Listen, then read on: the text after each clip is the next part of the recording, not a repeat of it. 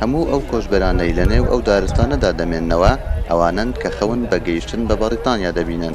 خۆ ئەگەر ئێستا ساڵی 1347 وایە ئەوە ئەو کۆژبەرانە بە خەونەکانیان گەیشت بوون، چونکە ئەو کات ئێرە شارێکی بەریتانی بوو، بەڵام دواتر فەڕەنسیەکان گرتیانەوە و ئێستا خاڵێکی سنووری گرنگی نێوان ئەو دوو وڵاتەیە. ئێرە جەنگەڵێکی شاری کاڵاسا، ئەو شارەی کە زۆربەی ئەو کۆژبەرانەی دەیانەوێت بگەن بە بەریتانیا یەکەم جار خەون بە گەیشتن بەو شارەوە دەبینن، چونکە پێیان وایە هەرکە گەیشتن بەو شارە ئیدی گەیشتنیان بە بەریتانیا ئاسان دەبێت. بەڵام کە دەگەن ئێرە خۆیان لە ناو جەنگەڵەکاندا دەبینەوە و بەشێکی زۆری نەهامەتیەکانی ڕێگەی قاچاق لێرەوە دەست پێ دەکات. لە نێو ئەو چادرانە بە سەدان کۆژبەری کوردیشان کە هەندێکیان لەبەر دەرگا نایلۆنیەکەی چادرەکەیانەوە میوانداریمان دەکەن و باسی نەهامەتی ڕێگە و ژیانی ناو ئەو دارستانەمان بۆ دەکەن. مانگێک و 20 شەوە من لەم جەنگەڵەیەم، تۆ بتەوێنێتەوە لە ناو جەنگەڵێکە ژیانەر ناڕەحەتە، تۆ نەنان هەیە نە ئاو هەیە، عنی ئەوەی کە خۆ نەیکڕیت ئەوەی کە خۆ نەیەنی نییە.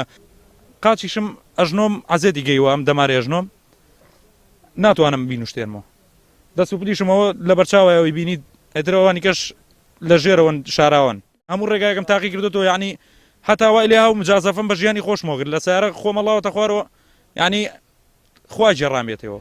ئەگەرچی زۆرترینی ئەو کۆژبەرە کوردانەی لێرەن وەک خۆیان دەڵێن بە هەر هۆکارێک بێت دڵیان لە نیشتیمان ڕەنجاوە و گلەی زۆریان هەیە، بەڵام وا دەردەکەوێت هێشتا لای هەندێکیان وڵات پیرۆزە و دوای جێهێشتنیشی سۆزیان بۆی هەرماوە، وەک ئەم گەنجەی باشووری کوردستان کە عاشقی نیشتیمانی بەناو و ئاڵای کوردستان لەسەر جلەکانی نەخشاندووە.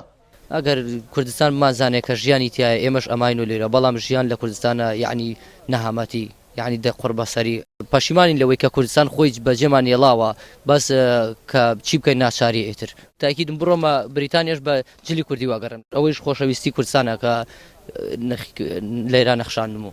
ئەو کۆژبەرانەی لێرەن لە زۆر مەترسی ڕێگەی قاچاق ڕزگاریان بووە و گەیشتونەتە فەڕەنسا، بەڵام بۆ ئەوان هێشتا مەترسیەکانی ڕێگا تەواو نەبوونە، چونکە لێرەشەوە هەمدیسان دەبێت بە ڕێگەی قاچاق خۆیان بگەێنن بە بەریتانیا، ئەوە جگە لە ژیانی زەحمەتی ناودارستانەکان. خەونمەوە بگەمە کاڵاس و ئەمەزانی بەگەشتن بە کاڵاس هەموو کێشەکانم کۆتایی پێ، بەڵام بەڕاستی لێرەوە دەست پێەکە کێشەکان بەنسبەت لێدان و ڕۆشتنیشەوە بۆ بریتانیا من لێرەوە زیاد لە 15 جار لێم ماوە.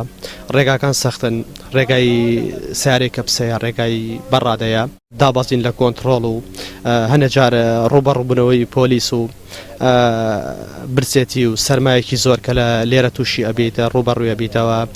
من وەک خۆم جیاوازیەکی ئەو تۆی نبینم لە نێوان کاڵاس و کوردستانە، چونکە لێرەش هەر ژیانمان پڕپڕ نەهامەتیەوە لە کوردستانیش پڕپڕ بووە لە نەهامەتی.